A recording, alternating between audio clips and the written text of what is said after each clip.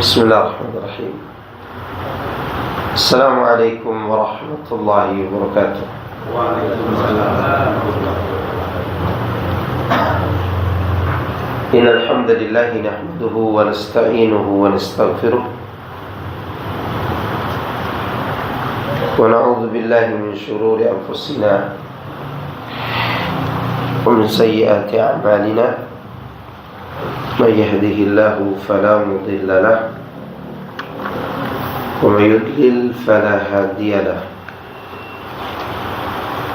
وأشهد أن لا إله إلا الله وحده لا شريك له وأشهد أن محمدا عبده ورسوله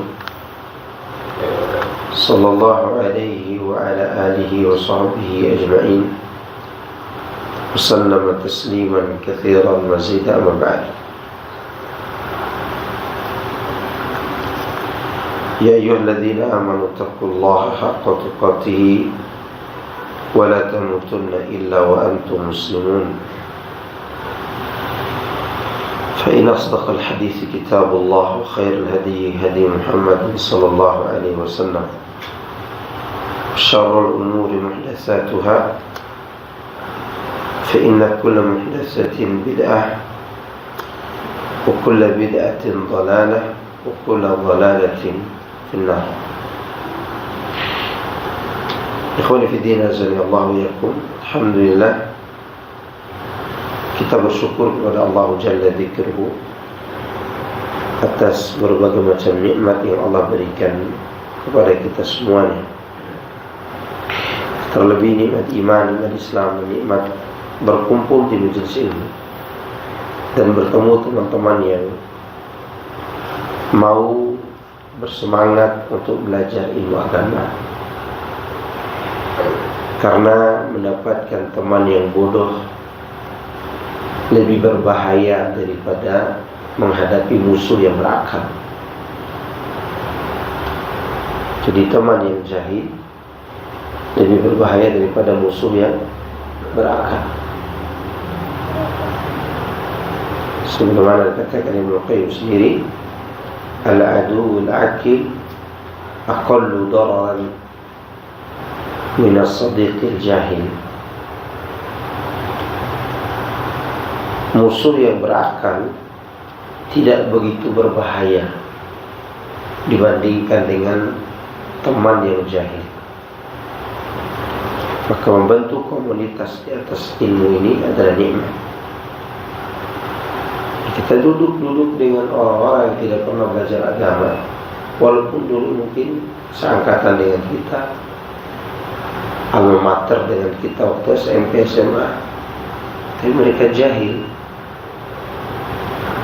Itu lebih mudarat daripada kita menghadapi musuh yang berakal. Musuh berakal itu mudarat, tapi tidak begitu mudarat dibandingkan orang jahil walaupun dia teman kita sendiri. Ya.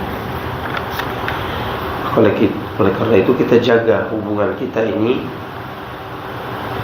karena Allah Subhanahu wa taala. Jangan ada tendensi lain, jangan ada tujuan lain. Hanya itu yang bisa kita lakukan. Hanya itu yang bisa kita jalankan agar kita tetap selalu bersama di dunia maupun akhirat. Selain daripada keikhlasan, kita juga harus sama-sama punya keinginan untuk memiliki wawasan yang benar dan pemahaman yang benar terhadap agama kita, sehingga persahabatan kita dibentuk di atas ilmu dan kaidah-kaidah Islam. Tapi insyaallah malam hari ini kita akan melanjutkan pembahasan kita dari kitab Fawaidul Fawaid. Manusia, antara manusia dengan al-jabar. Jabar itu artinya, kalau diterjemahkan harfiah, keterpaksaan. Ya, tapi kalau diterjemahkan secara makna, Maksudnya ketentuan takdir dia yang tak bisa dia rubah. Dan juga al-ikhtiyar serta kehendak. Di sini ada 3 perkara. Pertama manusia, yang kedua adalah takdirnya, yang ketiga di situ ada kehendaknya. Ya. Apakah manusia itu boleh memilih atau dia tinggal ikut aja takdirnya dan beralasan dengan takdir?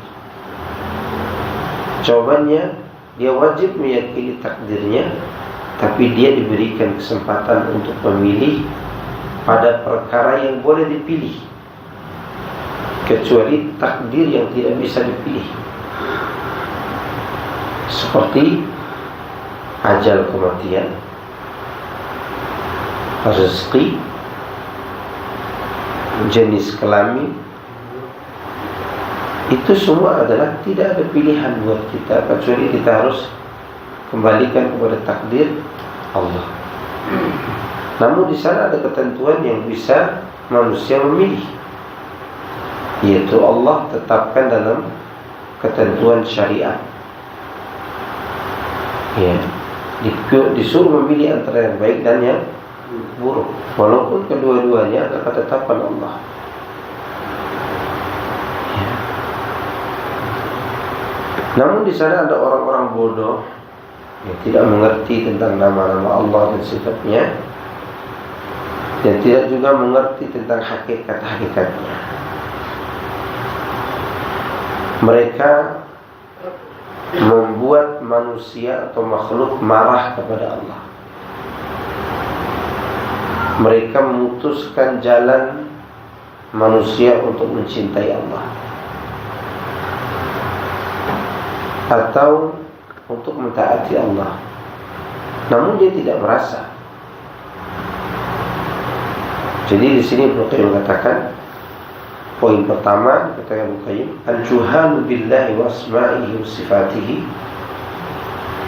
al-mutalli'una li haqa'iqiha yubghiduna Allah ila khalqihi wa yaqta'una 'alaihim tariqa mahabbatihi wa tawaddudi ilaihi bi ta'atihi min haitsu la ya'lamun.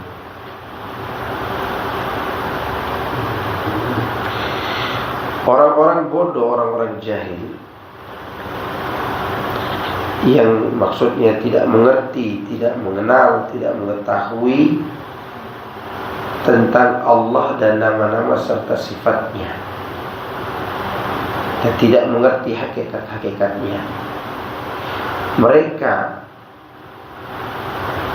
secara tidak sengaja dan tidak langsung membuat Allah dimarahi oleh makhluknya, dibenci oleh makhluknya, dan mereka memutuskan hubungan cinta makhluk itu kepada Allah, serta memutuskan sarana atau menghalangi ketaatan seorang hamba kepada Allah. Ya, namun sekali lagi dia tidak merasa. Bagaimana bentuknya? Kita akan menyebutkan beberapa contoh berikut ini. Di antaranya, annahum yukirruna fi nufusid du'afa'i anna Allah subhanahu la tanfa'u ma'ahu ta'atun wa in tala zamanuha. وبالغ العبد وأتى بظاهره وباطنه فأن العبد ليس على ثقة ولا أمن من مكره، بل شأنه سبحانه أن يأخذ المطيع المتقي من المحراب إلى الماخور ومن التوحيد إلى والمسبحة إلى الشرك والمزمار ويقلب قلبه من الإيمان الخالص إلى الكفر. Kata Ibnu Qayyim rahimahullah ta'ala, di antara contoh-contoh kesalahan berpikir tentang Allah itu, bahwasanya mereka menanamkan di dalam jiwa-jiwa orang yang lemah keilmuannya, mereka menanamkan bahwa Allah Subhanahu wa ta'ala tidak berguna ketaatan manusia kepadanya, bahwa Allah Subhanahu wa ta'ala menetapkan tidak ada gunanya orang itu taat. Itu yang ditanamkan. Walaupun orang taat itu lama waktu dia walaupun dia taat sepanjang hayatnya, dan hamba tersebut betul-betul semangat taat sampai pada puncak ketaatan, dia melaksanakan ketaatan itu zahir dan batin, tapi semua itu tidak berguna. Menurut pemikiran sesat orang-orang yang salah mengerti tentang apa? Takdir. Dan bahwa hamba itu tidak memiliki jaminan untuk selamat, dan tidak juga punya jaminan untuk aman dari makar Allah Azza wa Jalla. Bahkan Allah itu pekerjaannya, perkaranya, tugasnya adalah dia akan membawa orang-orang yang taat dan bertakwa dari mihrab ke tempat-tempat maksiat, dari tauhid dan bertasbih kepada Allah kepada kesyirikan dan mizmar, seruli-seruli atau alat-alat musik. Dan Allah akan memalingkan hati orang yang taat itu dari keimanan yang tulus kepada kekufuran. Jadi ini adalah merupakan akidah yang buruk dari orang-orang yang salah memahami takdir. Maksud mereka ini adalah bahwa pada akhirnya juga Allah akan menyesatkan kalian. Walaupun kalian taat, walaupun kalian sholat, walaupun kalian berpuasa, walaupun kalian berbuat baik, walaupun hati kalian tulus dan ikhlas, Allah akan merubah nantinya. Kan terserah Allah, kata mereka. Nggak ada guna semua itu. Maka pilihannya adalah tinggalkan ketaatan itu yang diinginkan. Itu yang dimaksud dalam kalimat ini. Ya, pilihannya tidak ada yang lain. Udahlah, daripada ente nanti disesatkan di akhir hayat, mulai sekarang aja tinggalin ketaatan gitu. Itu yang diinginkan dari apa? Kalimat itu. Mereka berbicara demikian banyak alasannya, dan dalil yang dibawakan banyak sekali oleh mereka. Namun sekali lagi dalilnya dipahami oleh dia sendiri. Memang dalilnya afa aminu makrallah fala ya'manu makrallahi illa al-qaumul khasirun. Apakah mereka merasa aman dari makar Allah? Maka tidak ada yang merasa aman dari makar Allah kecuali orang yang rugi. Betul. Itu untuk siapa tuh ayat? Untuk orang yang berharap ampunan Allah tapi tetap berbuat maksiat. Dia berharap Allah ampuni, dia berharap rahmat Allah, tapi dia tetap melakukan apa? Kedurhakaan. Atau dia beramal dengan amal yang zahir, dia merasa dia akan selamat, tapi dia tidak perhatikan batinnya yang penuh dengan ingin popularitas, ingin dunia, ingin hal-hal yang apa? Yang tidak ada kaitannya dengan akhirat. Maka itu juga menjadi sebab seseorang akan dipindahkan dari mihrab ke tempat maksiat, dari masjid ke tempat beliau, dari masjid mungkin ke gereja. Waliyadzubillah. Jadi berarti yang dimaksud oleh Allah di sini orang-orang yang betul-betul punya pelanggaran tapi dia nggak mau sadar dari pelanggaran itu, sehingga mereka merasa aman dari apa? Maka Allah. Nah, ini yang dapat teguran ini. Tapi mereka yang bertauhid, mereka yang taat kepada Allah, tentu Allah akan terus mencari alasan agar dia tetap istiqamah meskipun dia jatuh dalam kesalahan. Ya. Demikian juga mereka berdalil dengan kejadian iblis. Iblis dulu kan orang taat. Ingat ya, iblis itu bukan malaikat seperti perkataan sebagian orang. Katanya ada profesor mengatakan itu. Iya, siapalah dia? Ya. Dia mengatakan bahwa iblis itu adalah malaikat, bukan. Iblis itu adalah makhluk dari kalangan jin. Saking dia taatnya kepada Allah melebihi ketaatan malaikat. Tapi dia kan jin yang datang bersama dengan sifat-sifat hasad, dengki, dendam. Pada saat dia taat belum ada saingannya yang dia hasadi. Potensi itu akhirnya rusak dengan sendirinya. Diujilah dia dengan itu, maka dia menyombongkan diri. Pantas Allah sesatkan. Kalau bagi orang yang ikhlas, tidak mungkinlah Allah sesatkan orang yang tulus, orang yang berusaha untuk berada di atas jalan yang lurus. Dia betul-betul punya hati yang baik, kemudian perbaiki amal yang zahir, maka Allah akan terus bimbing dia, meskipun dia harus jatuh bangun di atas kesalahan. Jadi dua hal yang harus dibedakan.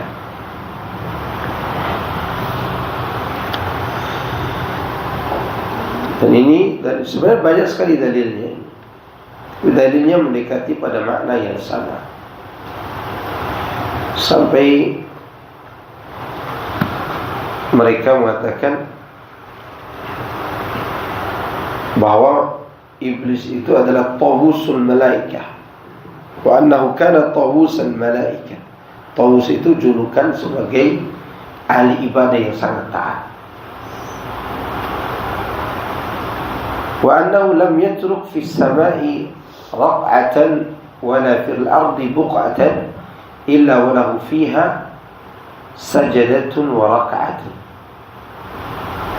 Walakin jana alaihi janil qadar wa sata alaihi al-hukm. Faqallaba 'aynahu tayyibah ja'alaha akhbatha syai'in. Kata mereka ini, mereka berdalil dengan iblis. Maksudnya iblis itu kan ahli ketaatan dari kalangan malaikat. Artinya dia berada di tengah malaikat. Tidak ada sejengkal pun di langit melainkan di situ ada bekas sujudnya dia. Dan tidak ada satu tempat pun di bumi melainkan dia pernah sujud di situ dan pernah rukuk di situ. Sekian taat. Namun apa mau dikata, takdir telah mendahului, sehingga dia ditetapkan, dihukumi sebagai seorang yang sesat. Berubahlah dia dari kebaikan menuju kepada keburukan, dan Allah menjadikannya sebagai seburuk-buruk makhluk. Baik, apa iblis akan berkata begini nanti di hari kiamat? Enggak. Iblis tidak akan mengatakan, ya Allah engkau yang menyesatkan aku. Enggak. Karena iblis tahu dia diberikan pilihan oleh Allah, mau taat atau tidak. Tapi dia memilih apa? Tidak taat. Maka dia disesatkan oleh Allah Subhanahu wa ta'ala. Jadi kita punya pilihan, makanya disebutkan al-ikhtiyar. Punya apa? Pilihan dan kehendak untuk urusan ini. Tapi kalau untuk urusan laki, perempuan, kaya, miskin,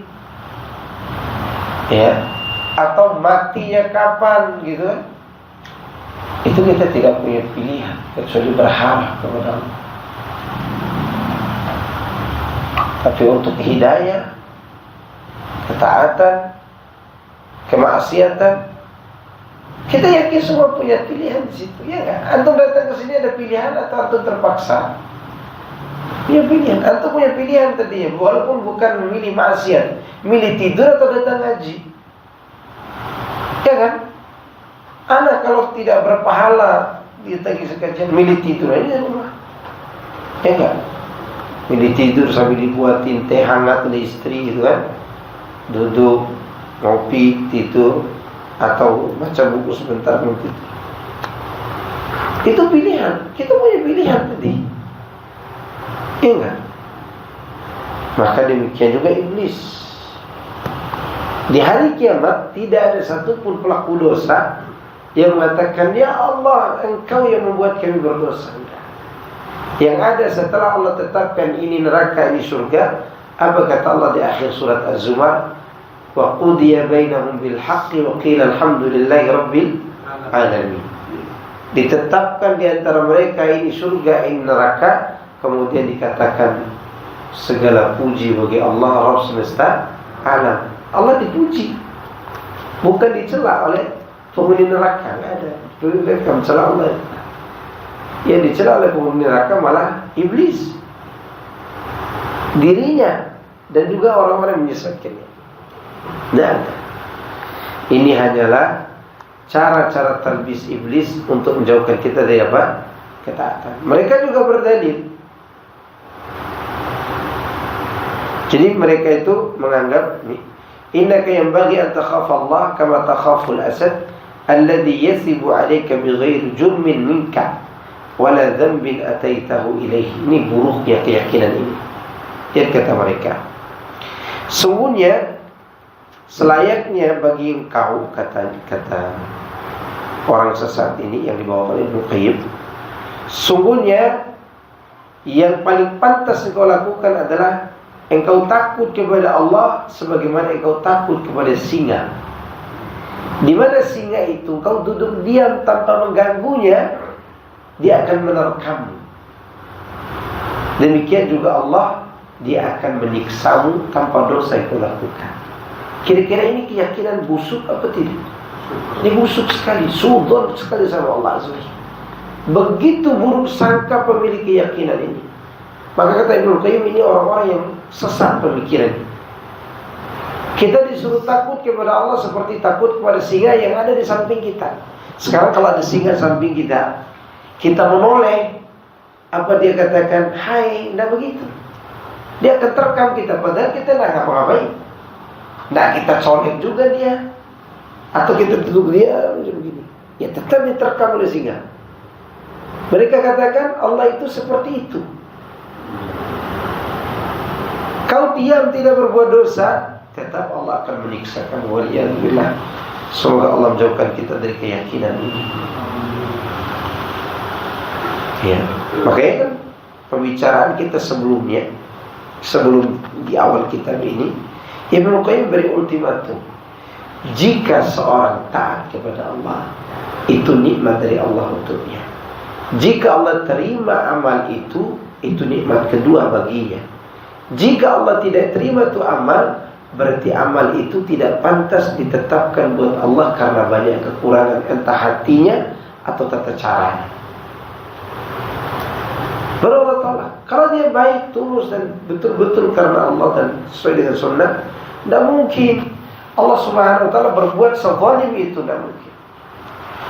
Allah itu akan mencari alasan bagaimana kita selamat dalam kondisi kita berbuat dosa ini. Sekarang kita berbuat dosa nggak setiap hari? Kalau Allah seperti dikatakan ini, maka tidak akan tersisa dunia ini tidak akan tersisa di atas dunia ini hewan melata pun tidak akan tersisa. Kenapa? Karena Allah seperti ini. Ya kan? Menurut keyakinan ini, kalaupun tidak berbuat dosa tetap disiksa, gimana sih? Cara pikirnya gimana? Pelaku maksiat aja Allah biarkan dulu dia tidak disiksa oleh Allah Subhanahu wa ta'ala, ditunggu taubatnya.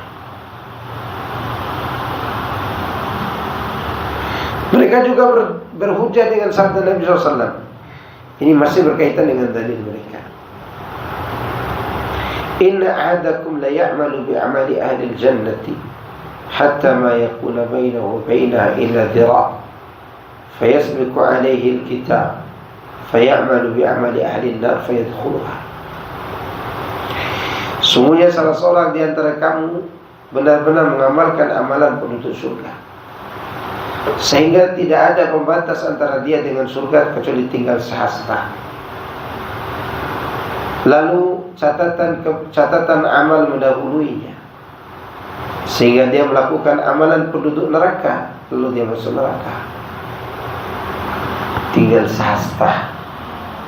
Maka disalahpahami juga di hadis. Kenapa salah paham? Karena biasa membaca sepotong hadis. Kalau dia membaca riwayat yang berkaitan dengan ini, dikumpulkan riwayatnya, yang dimaksud oleh Nabi SAW di sini adalah inna ahadakum la ya'malu bi'amali ahli al-jannah fima yarahu an-nas. Ini kalimat yang tidak dicantumkan di sini. Karena lafaz yang ada dalam Sahih Bukhari dan Muslim. Ya.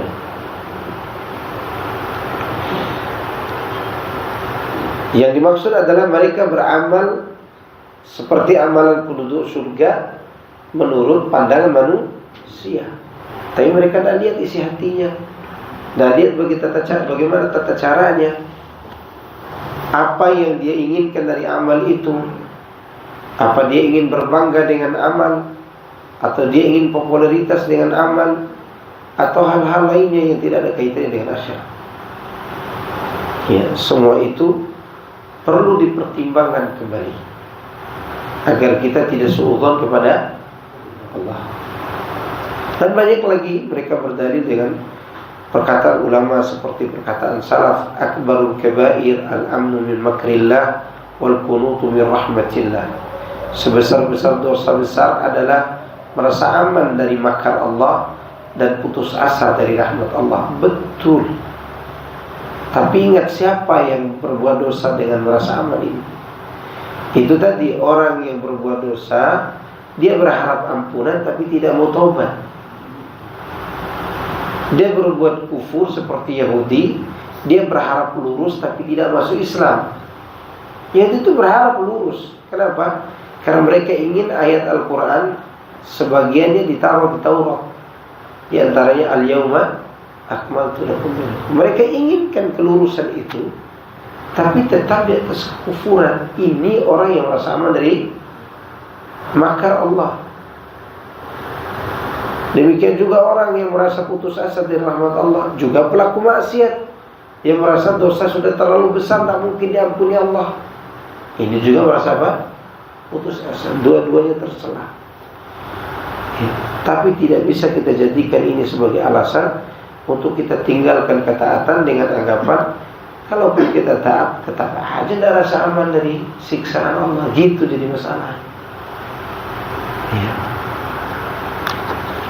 Sehingga mereka membangun dasar agama mereka dengan dasar yang batil. Wa huwa inkarul hikmati wal ta'lil wal asbab.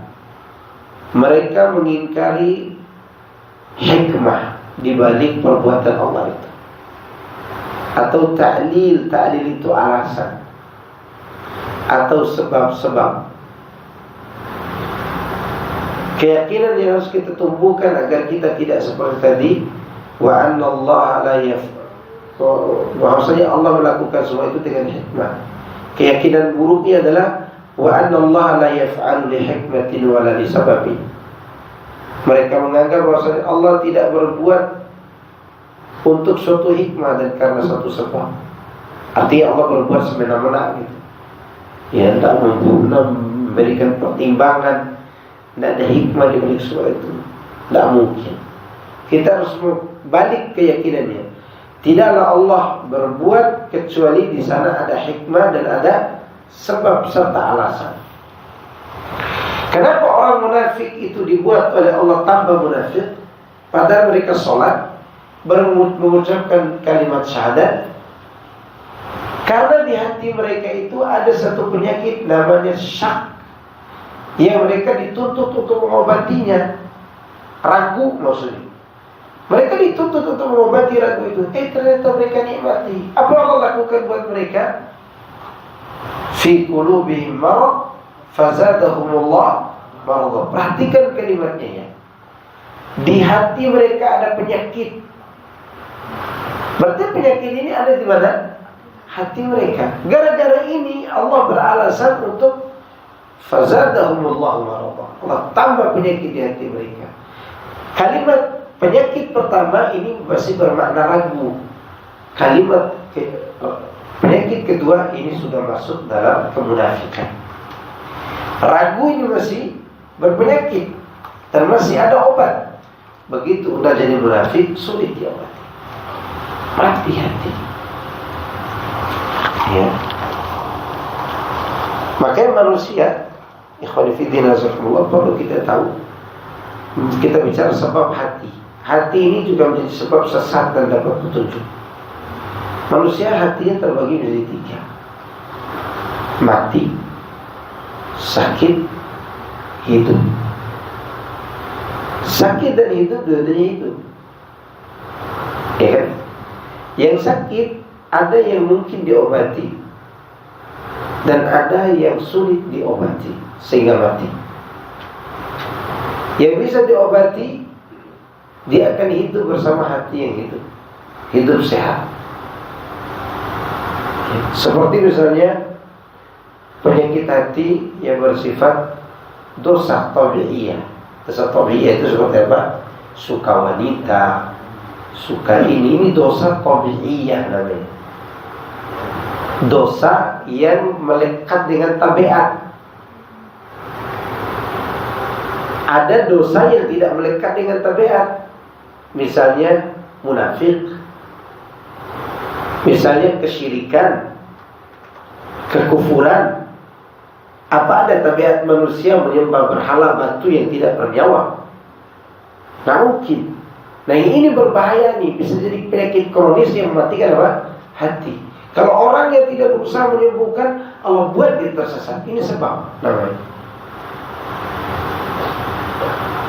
Tapi ada dosa yang masih bisa diobati karena pelakunya merasakan kepedihan dosa itu.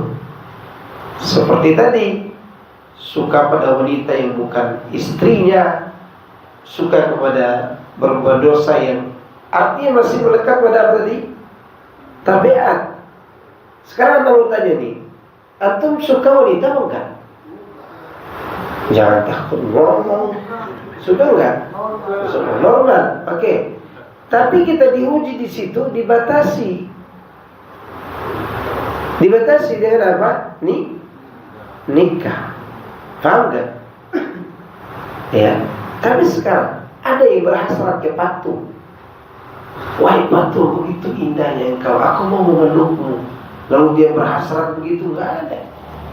Itu penyakit hati yang tidak kaitannya dengan apa? Tabiat.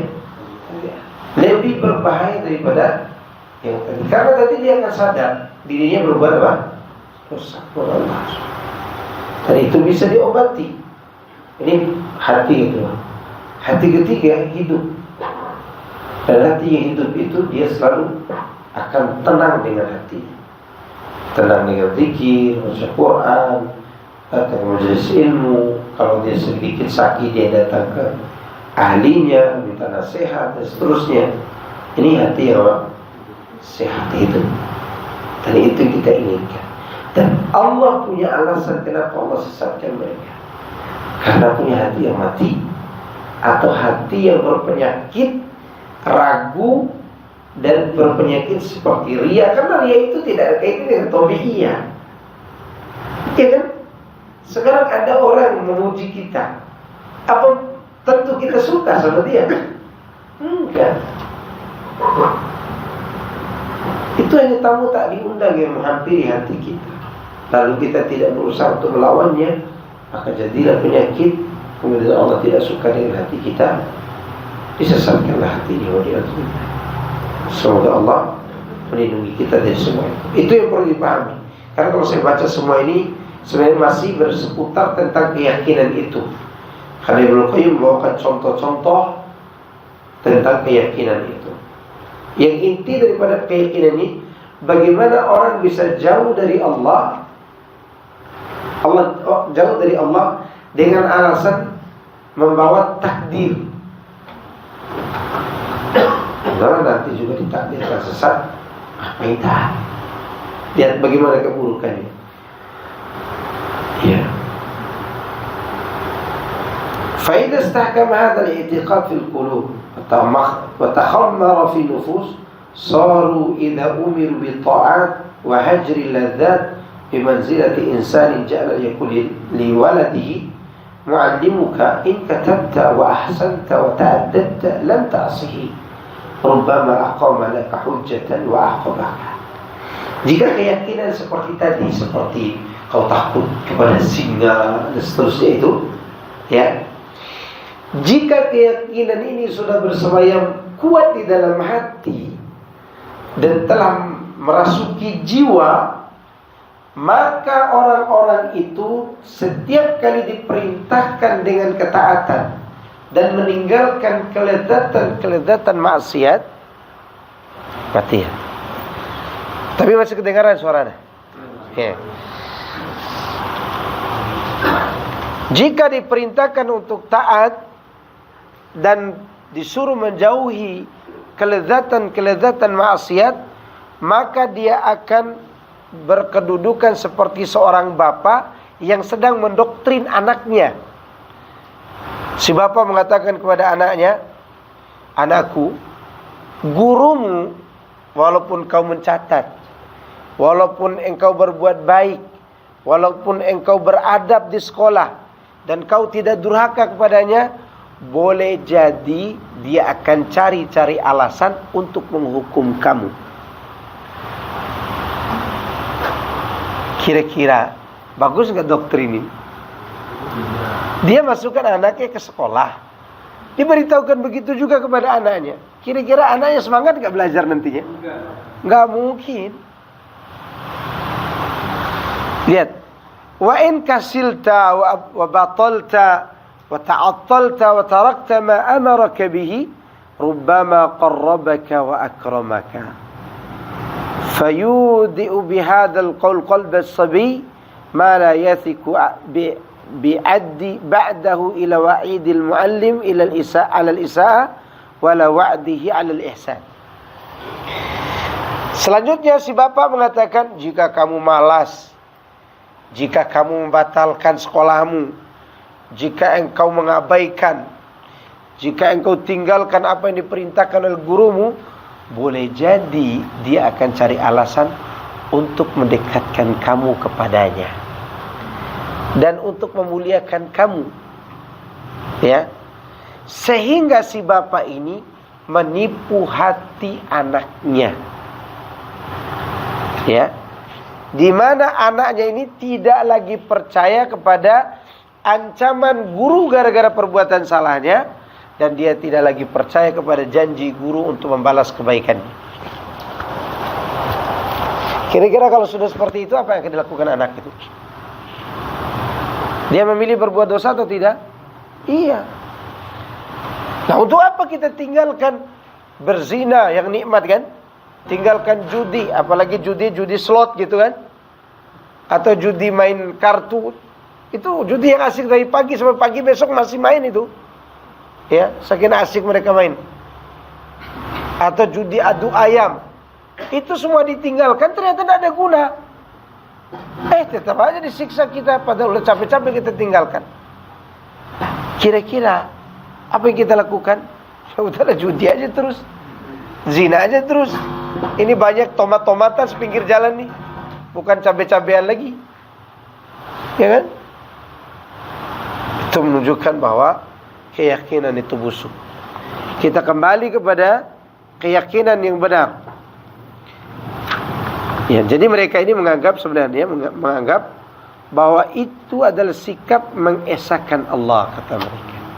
Tauhid menurut mereka. Ini hanya sekedar prasangkaan saja. Ini namanya prasangkaan yang buruk. Dan ini adalah merupakan perkara yang biasa dilakukan oleh orang-orang yang berbuat bid'ah, berbuat kebodohan, atau pikiran bodoh terhadap Allah Azza wa Jalla.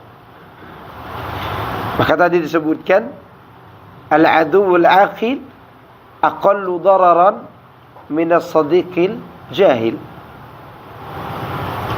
Musuh yang berakal lebih tidak begitu berbahaya daripada apa? Teman yang bodoh. Bapak tadi kira-kira apa yang buat anak tadi? Ayahnya kan, orang dekatnya, tapi bodoh. Iya enggak? Si bapak ini lebih mudarat bagi anaknya daripada musuh anaknya di luar sana yang berakal.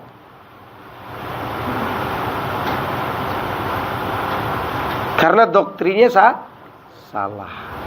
Ini pelajaran buat kita. Apa pelajaran buat kita dari pembahasan ini? Pertama, kebodohan terhadap nama-nama dan sifat Allah atau perbuatan Allah akan menyeret kita pada keyakinan ini. Karena kita akan dijebak pada satu perkara yang menjadi pokok agama, yaitu takdir. Kalau kita memahami pembahasan kita sebelumnya, yaitu mengenal Allah dengan sifat keindahannya. Keindahan Allah terdiri dari berapa perkara? 4. Zatnya, tidak bisa dibahas dengan tafsir karena zat. Tidak bisa dibahas tentang bagaimana ini akan namanya apa? Zat. Hanya kita imani saja dia punya zat. Kedua, berkaitan dengan nama-nama sifat. Kedua nama, ketiga sifat. Keempat, ini berkaitan dengan takdir. Apa? Perbuatan. Perbuatan itu meliputi apa saja? Ada hikmah, ada keadilan, ada maslahat, ada rahmat. Sekarang kira-kira kalau Allah Subhanahu wa taala menyesatkan seorang, pasti di balik itu ada alasan, keadilan atau hikmah. Karena Allah Subhanahu wa taala adil menempatkan kesesatan itu di hati siapa? Tidak mungkin Allah letakkan kesesatan itu di hati Nabi dan pengikut mereka. Dan tidak mungkin Allah meletakkan kesesatan itu di hati para walinya. Ya jika mereka mendapat nikmat bersyukur, jika mereka mendapat musibah bersabar, kalau berbuat dosa bertaubat, ini ciri wali Allah ini. Tidak mungkin Allah akan tetapkan dan membuat kesesatan itu bersemayam di hatinya. Karena Allah maha baik. Gitu. Ini pelajaran buat kita. Harus kita tahu hal ini terlebih dahulu. Kedua, kita harus menjauhi orang-orang yang pandai berbicara tapi dia jahil terhadap apa? Perbuatan Allah Azza wa Jalla. Ya enggak? Bahkan sakit karena kejahilan mereka ini dia bumbui dengan apa? Dalil. Anda pernah bawa kasih tahu enggak antum? Seorang Isa Bugis yang mengatakan tidak mau sholat karena dia anggap dia sudah tidak berbuat maksiat. Sholat itu hanya untuk orang yang melakukan dosa dan maksiat. Dalilnya inna sholata tanha anil fahsya'i wal munkar. Apa yang dia pahami dari ayat itu saking bodohnya, yang dia pahami adalah kalau orang masih berbuat maksiat, maka dia harus sholat.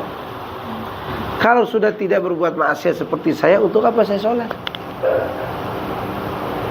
Gimana cara bantahnya?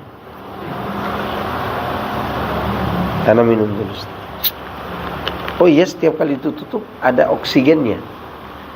Apa ini tidak ada jinnya?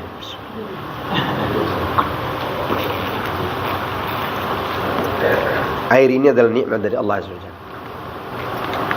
Ya. Dia adalah nikmat buat kita. Sudah diteliti di Jepang di air. Sedikit iklannya. Tentang air, bukan air ini ya. Semua air. Terutama air Zam-Zam. Bahwa air ini hidup. Dia itu hidup. Dia punya apa? Kehidupan air. Dia juga bertasbih kan kepada Allah. Yang mereka teliti wallahu alam, air yang tidak dibacakan Quran padanya dengan air yang dibacakan Quran, dia berubah. Maka setiap kita minum air, kita berdoa supaya dia menjadi kebaikan buat kita. Baca apa? Bismillah. Itu fungsinya. Ya. Taib. Itu iklan sedikit ya. Pertanyaannya udah dijawab enggak? Isa Bugis tadi mengatakan sholat hanya untuk orang melakukan dosa. Kata dia, saya tidak berbuat dosa, ngapain saya sholat? Nyala ini. Jawab, antum jawab. Yang masih muda yang ganteng. Masya Allah, tafadhal. Gimana jawabnya? Hah? Apa yang salah? Dia menganggap dia tidak melakukan dosa. Padahal Manusia tidak dosa. Padahal Manusia selalu melakukan kesalahan tanpa disadari. Taib, itu kita jauhkan karena dia tanpa disadari. Yang lain, apa yang dia tidak sadari itu? Dia tidak melaksanakan perintah. Iya, dia tidak melaksanakan perintah adalah dosa besar. Iblis dikeluarkan dari surga gara-gara apa? Meninggalkan perintah. Apa ada iblis datang nongkrong sama Adam? Enak buahnya, Adam. Gitu nggak dia waktu itu? Enggak. Dia tidak datang nongkrong sama Nabi Adam makan buah yang terlarang itu. Dia berdosa karena meninggalkan apa? Perintah. Dan itu lebih besar daripada melakukan larangan. Jelas? Dan itu juga dosa yang harus kita khawatirkan, yang akan Allah jadikan alasan hati kita akan disesatkan. Seperti Rasulullah menyebutkan, siapa yang meninggalkan 3 kali Jumat, hatinya menjadi apa? Batu. Dijadikan sebagai apa? Batu hatinya. Itu lebih parah lagi. Maka kita yang sudah diselamatkan oleh Allah ini harus bersyukur. Berapa puluh kali kita tinggalkan Jumat dulu sebelum kita taubat. Berapa ratus kali kita tinggalkan sholat. Berapa ratus kali kita tinggalkan puasa wajib. Tapi dengan kasih sayangnya kita masih ditolong.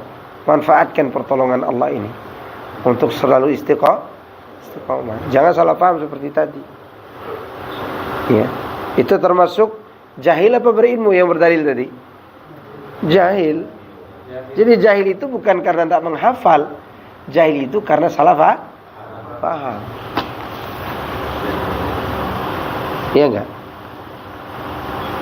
Jahil itu bukan karena dia tidak tahu, tidak menghafal, tapi karena salah paham.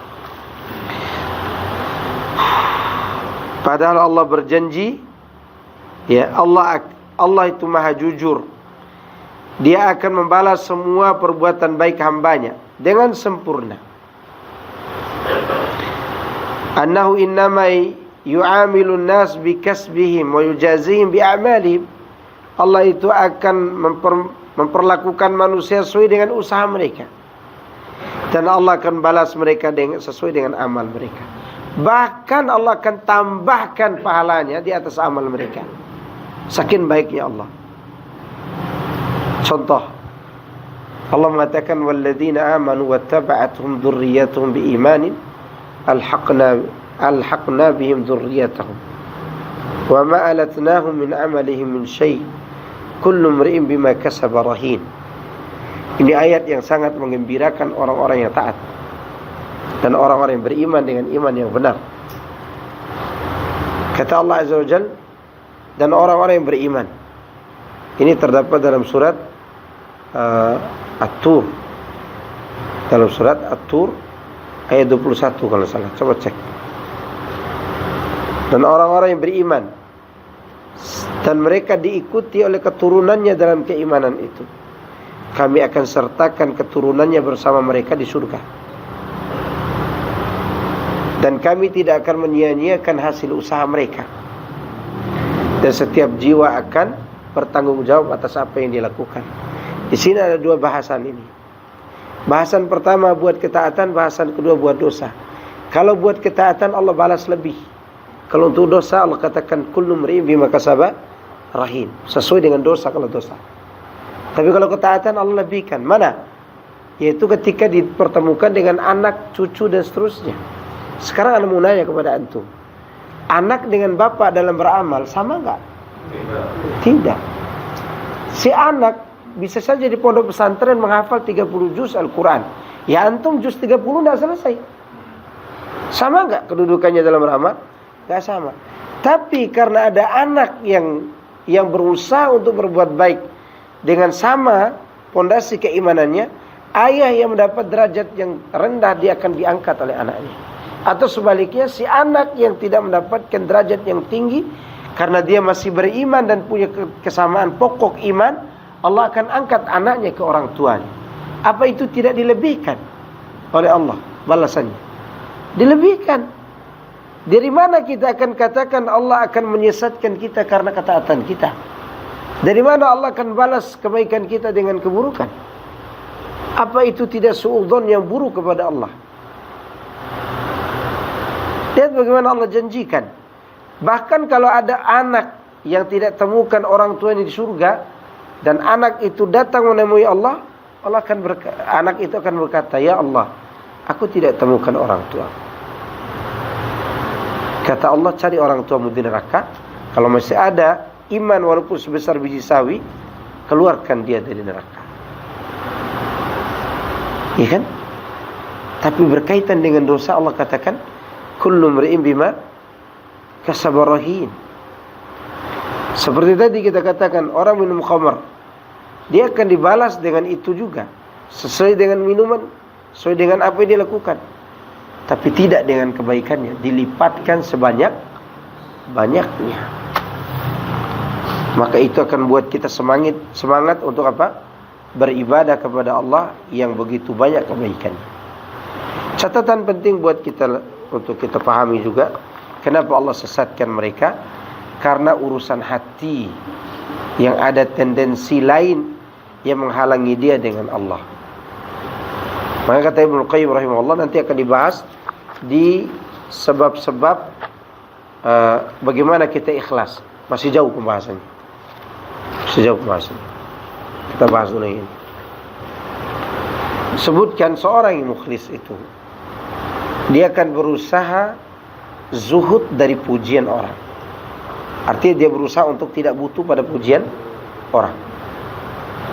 Yang kedua, dia tidak akan rakus kepada dunia yang menghalangi dia dari ketaatan.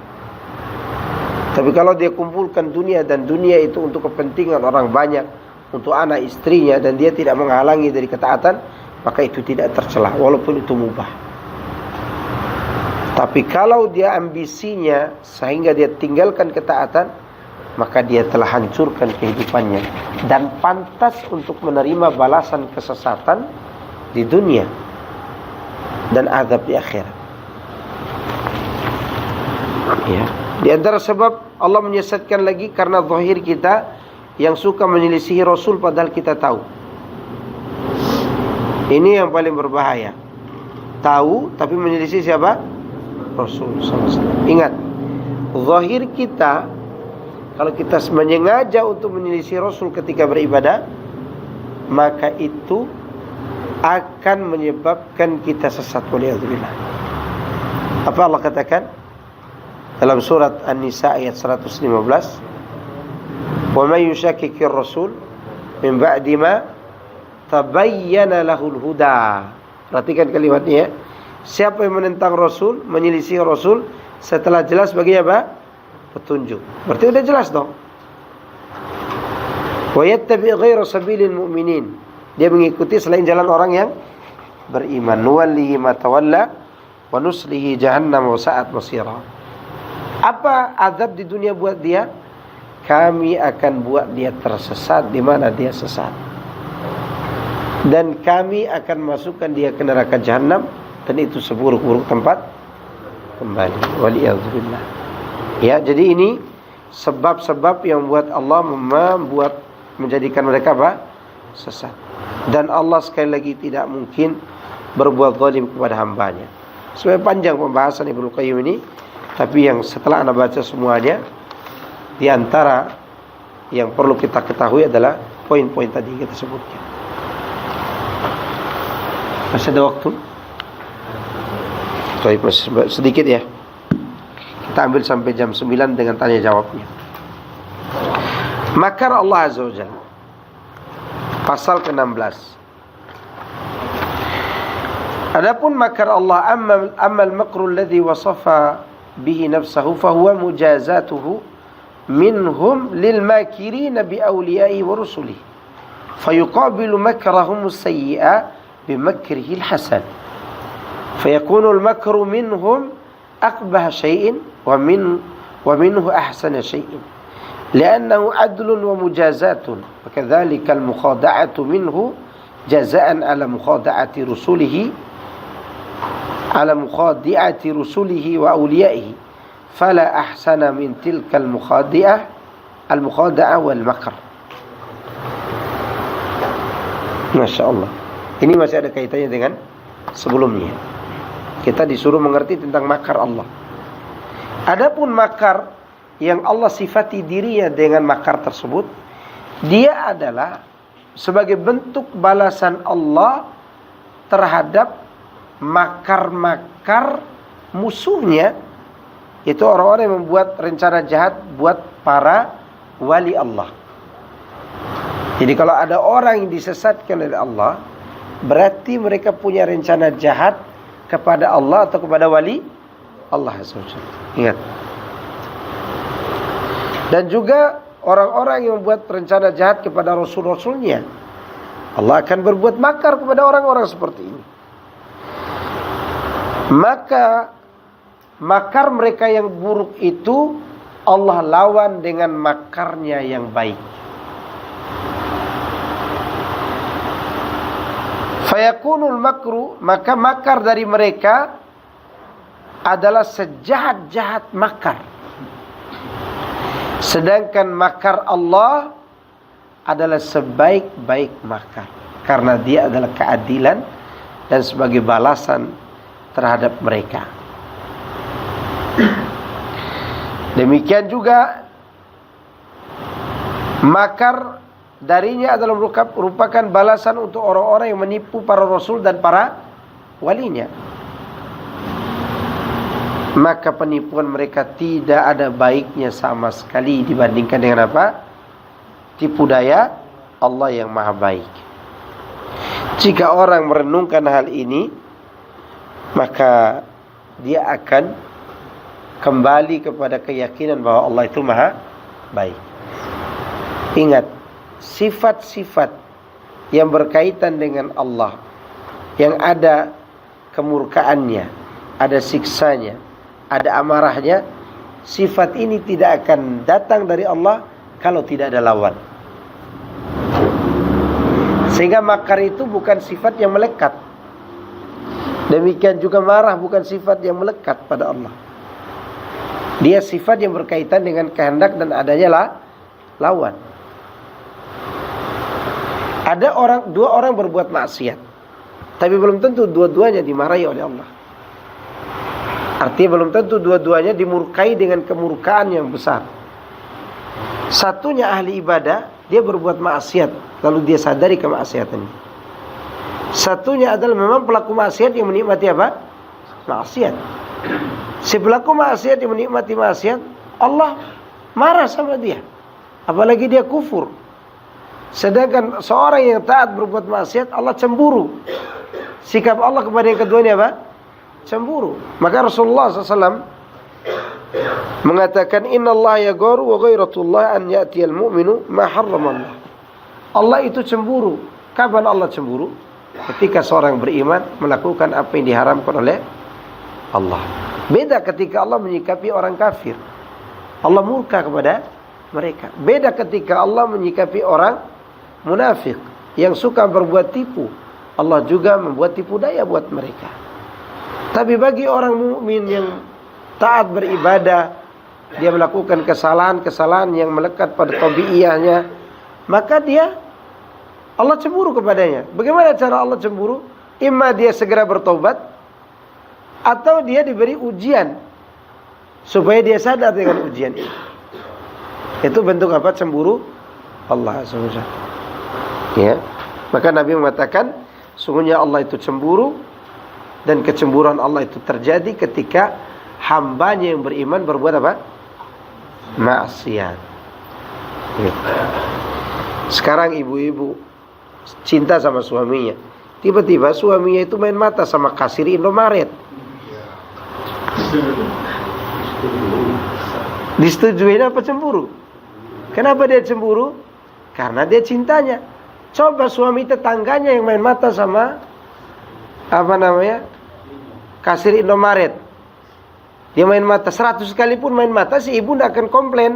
Kenapa? Bukan suami dia, bukan orang yang dia cintai. Dia paling-paling dia akan gigit baju, dasar tua bangka gitu kan. Murka dia. Ya kan, beda dengan sikap dia terhadap suaminya kan. Dia akan tegur, dia akan boikot suaminya. Pokoknya 3 hari kamu tidak boleh lihat aku pakai handuk. Artinya dia boikot. Itu tanda apa tadi? Cemburu. Beda kalau orang lain yang bermain mata, udah tua bangka main mata gitu kan, dia akan murka. Bisa dibedakan nggak? Maka Allah yang lebih mulia lagi menyikapi kita seperti itu. Ya, lebih mulia lagi dia bagaimana menyikapi orang munafik, bagaimana menyikapi orang mukmin yang berbuat salah. Lihat bagaimana Allah menyikapi 2 orang yang sama-sama meninggalkan jihad. Bukan 2 orang banyak, tapi 2 golongan. Di antaranya Jadd bin Qais, kepala munafik, dan Ka'ab bin Malik, orang yang beriman. Keduanya kita ambil contoh 2 orang ini. Ka'ab bin Malik, dia orang yang beriman. Jadd bin Qais, orang munafik. Kedua-duanya sama-sama tidak ikut perang Tabuk. Apakah Allah menyikapi keduanya sama? Tidak. Yang Jadd bin Qais begitu dia beri alasan, saya tidak bisa hadir karena begini dan begitu, Rasulullah beri uzur. Kenapa? Karena itu yang dihukumi zahir. Tapi Allah turunkan ayat menyampaikan mereka itu dusta. Tapi apakah setelah itu Rasulullah boikot dia?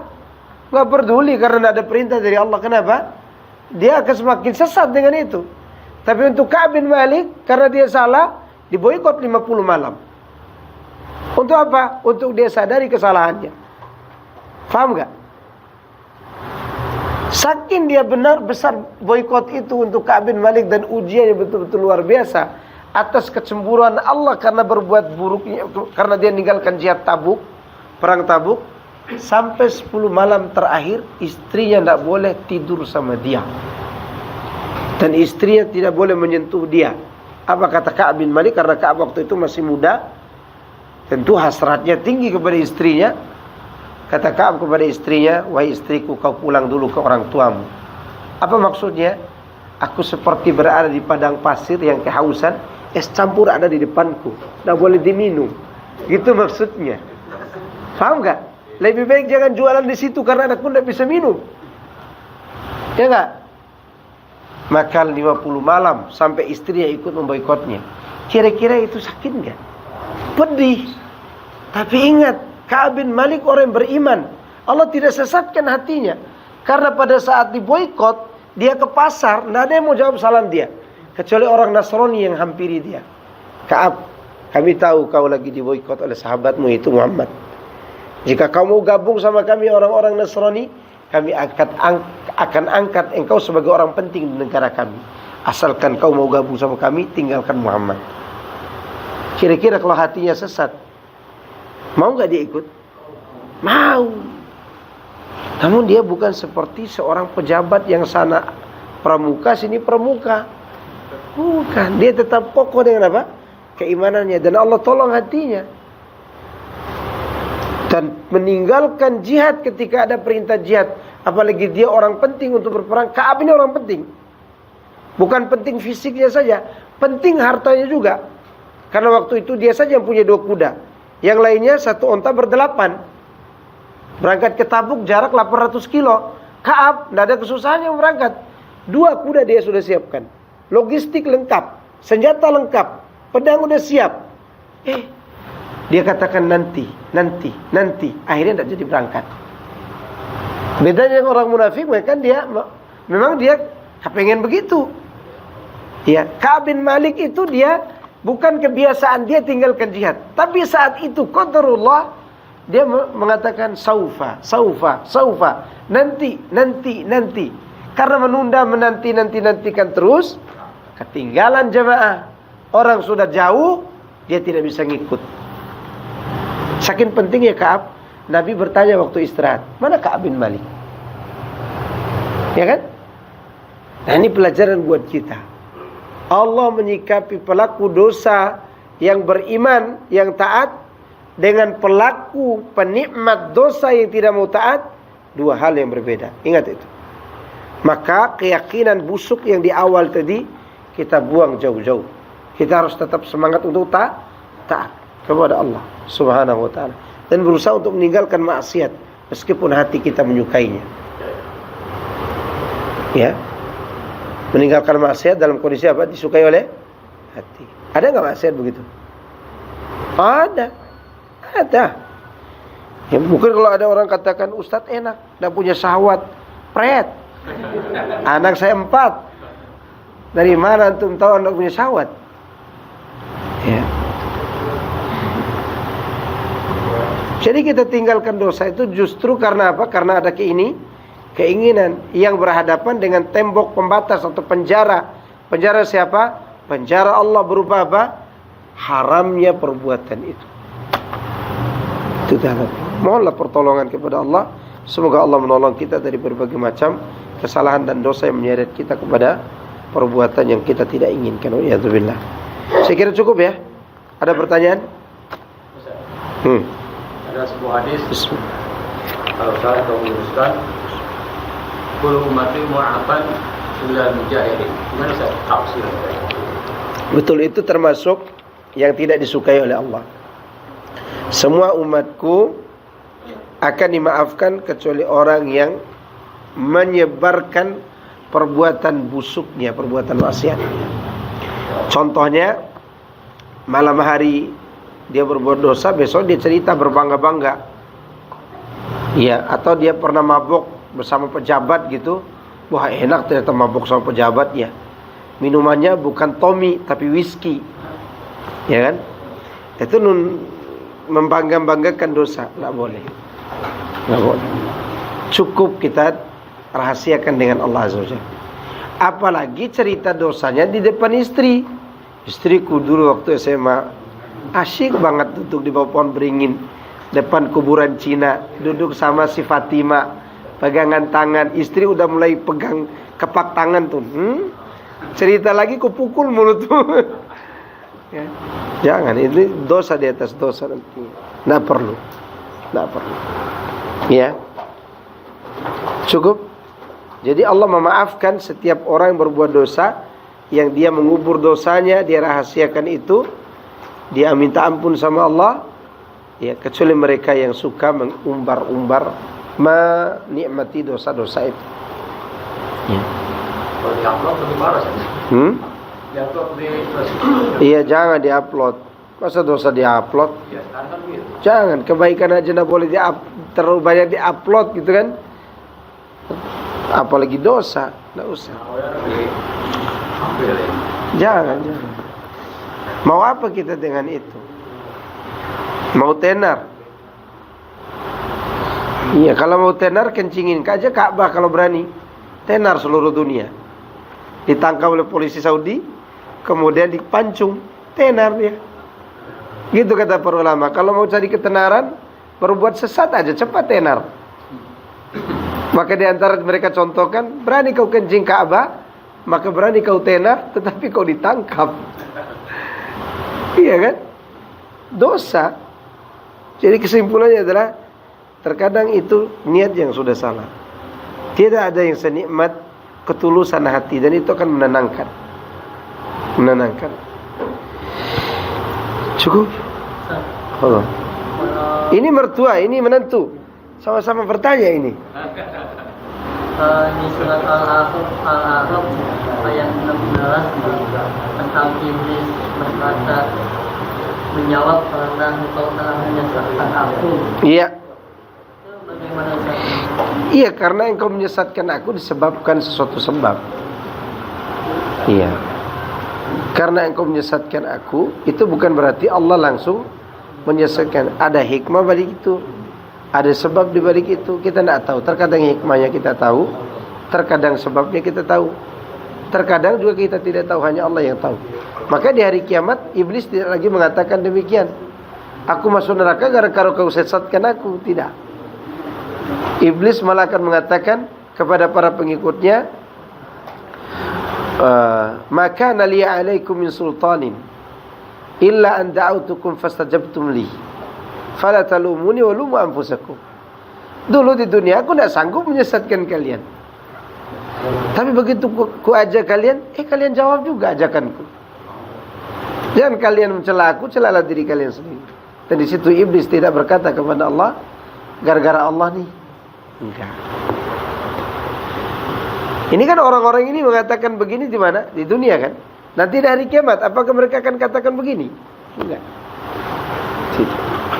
Itu hanya alasan untuk menjebak orang lain berbuat dosa yang sama, agar orang meninggalkan apa? Ketaatan. Iblis itu paling tidak suka, ya, paling tidak suka melihat orang taat. Kalaupun taat, dia akan menjerumuskan orang ke dalam kesalahan ketaatan. Dia suka wanita nih, disuruh ke wanita, ya kan? Suka judi nih, dibuat dia berjudi. Suka khomer nih, dibuat dia khomer. Suka musik, gimana dia harus terus bermain musik nih? Itu iblis. Dia akan gunakan potensi-potensi itu. Tapi kalau orang itu beribadah, wah dia suka ibadah nih, tapi dia bodoh nih. Udah buatkan aja dia taat, tapi berbuat bid'ah, berbuat syirik, berbuat khurafat. Itu iblis. Kan kadang orang sufi menipu kita kan? Zuhudnya luar biasa. Tapi yang kita tidak tahu adalah orang bisa zuhud dari harta, tapi belum tentu dia bisa zuhud dari popularitas. Iya. Cukup. Waria termasuk takbir tendang atau gimana? Hah? Kalau waria. Waria itu apa? Banci. Iya, waria, banci. Yang WC-nya itu sama dengan WC laki-laki. Ya kan ada WC wanita, waria kan? Gimana dengan dia? Dia termasuk mengikuti iblis.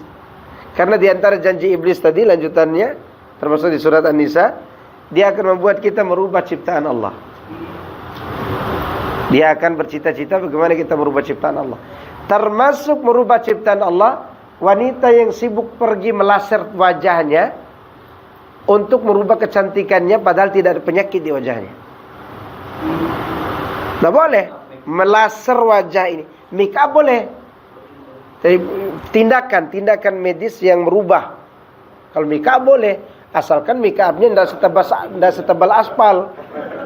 Iya, plastik termasuk, kecuali ada penyakit. Kalau penyakit tindakan itu boleh. Tapi kalau menyengaja operasi plastik, wajahnya tadinya bulat jadi meloncong, wajahnya tadi begini dan begitu jadi berubah, pesek jadi mancung, padahal mancung belum tentu cocok buat dia. Ini termasuk merubah ciptaan Allah. Kalau kawat gigi Kawat gigi lihat dia berpenyakit atau tidak. Kalau dia sengaja untuk bergaya dan tidak ada mudorot dia tidak pakai kawat itu, maka termasuk merubah ciptaan Allah Azza wa Jalla. pakai gigi palsu. Gigi palsu tidak masalah karena dia kan cacat. Mau ngunyah kan? Kalau ngunyah pakai gusi, sakitnya luar biasa. Apalagi yang dikunyah ikan teri lagi. Paham kan kalau gini dia tusuk-tusuk tuh. Iya. Jadi tindakan itu akan dilakukan, dibolehkan ketika ada pengobatan. Tapi kalau cuma sekedar gaya, tidak boleh. Hah? Apa itu? Iya, termasuk alis yang dicukur diganti spidol tuh. Kan ada ibu-ibu cukur alis, ganti pakai spidol. Yang tadinya dia seperti wanita, yang akhirnya seperti film karton Pinocchio. Tebel bener. Iya, cantik dari mana? Ya, masih lebih cantik kan monyet Belanda yang mancung hidungnya. Dari mana? Maka jangan suka merubah ciptaan Allah karena pikiran kita akan lebih cantik.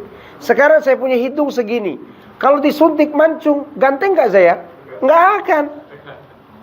Nggak akan. Yang kita tidak pahami adalah kita kira semua orang ganteng itu disenangi orang. Yang disenangi orang itu orang gagah. Paham gagah? Gagah itu tidak perlu ganteng. Ya enggak? Sambo itu enggak ganteng tapi dia gagah. Paham Sambo? Iya. Lee Min Ho itu dia ganteng tapi tidak gagah. Ya enggak? Iya. Kok tahu Lee Min Ho? Karena saya nonton Korea Utara. Iya. Jadi tidak semua orang itu berpikiran bahwa kalau anak begini akan disukai orang. Enggak. Motor saja, motor nih, keluaran pabrik, kita acak-acak, kita bongkar-bongkar, kita modifikasi yang tidak sesuai dengan kondisinya. Orang kalau datang beli, masih mahal nggak harganya? Udah dirubah sama dia. Itu dari dealer Yamaha. Ini bukan iklan ya. Bukan. Kemudian dirubah. Belum tentu orang akan beli dengan harga yang tinggi, kecuali kalau modifikasinya benar. Ya. Dirubah sana, dirubah sini. Mana yang ori? Nggak ada. Orang akan berpikir ini motor cacat di dalamnya, kan begitu. Nah, itu dia. Paham di sini? Oke. Cukup nggak? Subhanakallahumma wa bihamdika, asyhadu an la ilaha illa anta, astaghfiruka wa atubu ilaik. Assalamualaikum warahmatullahi wabarakatuh.